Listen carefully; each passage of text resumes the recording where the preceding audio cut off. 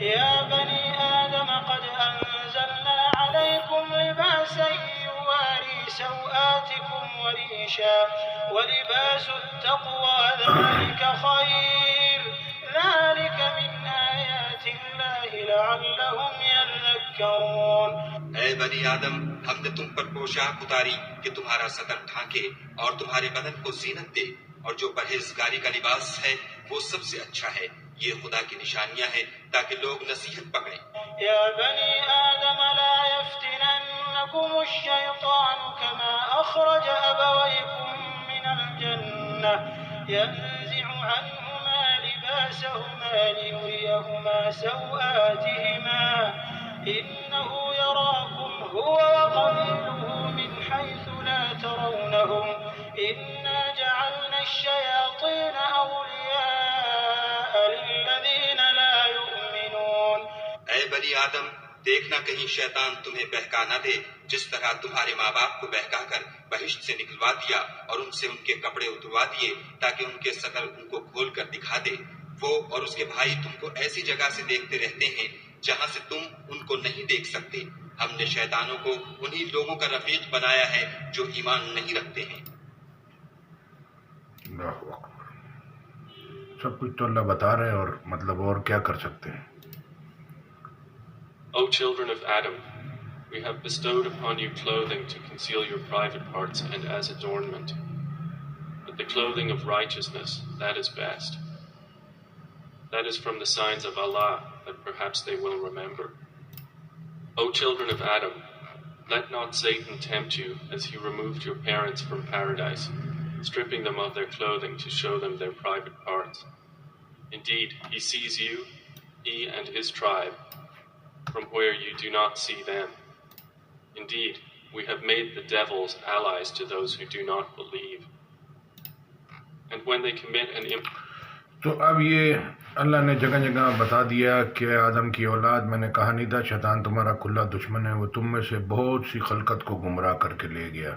2 ارب مسلمان ہیں، 8 ارب کی آبادی ہے۔ ابھی آپ دیکھ لیں یہودی عیسائیوں کے فیملیوں کا، عورتوں کا، آدمیوں کا، لڑکے لڑکیوں کا کیا حال ہے۔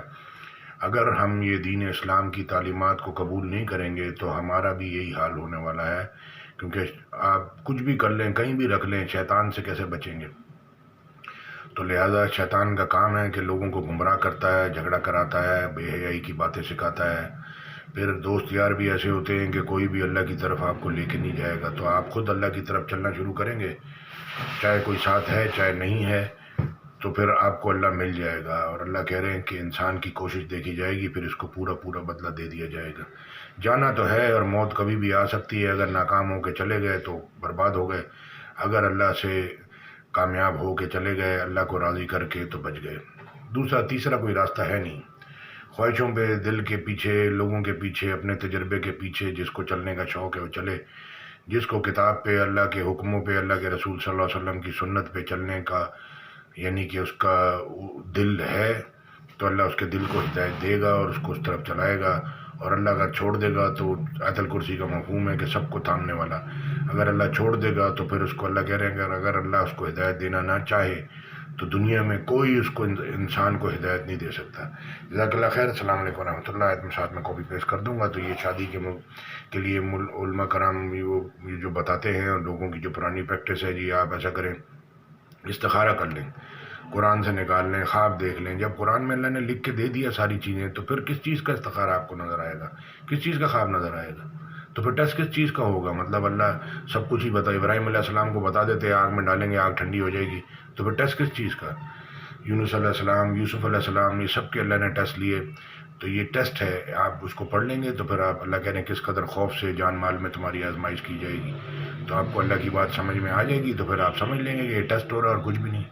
جزاک اللہ خیر۔ نہیں تو پھر آپ کوئی غلطی کر جائیں گے، ٹریفک میں ایک غلطی میں لوگ مر جاتے ہیں، بیچاروں کی ہڈی پسلی ٹوٹ جاتی ہے۔ تو ہم آدم کی اولاد ہیں، غلطی کے چانس بہت زیادہ ہیں، بہت زیادہ ہیں، لڑکا لڑکی، آدمی عورت، سب کے لیے بہت زیادہ ہیں۔ اگر اللہ کی بات سن لے گا اور اللہ کی پناہ میں آ جائے گا، اللہ کی پناہ لے لے گا شیطان مردود سے، تو شاید اللہ غلطی سے اس کو بچا لے، لیکن غلطی کرے گا تو اس کی قیمت اس کو دنیا میں بھی دینی پڑے گی، آخرت میں بھی دینی پڑے گی، فری میں کچھ نہیں ہے۔ جزاک اللہ خیر۔ السلام علیکم ورحمۃ اللہ۔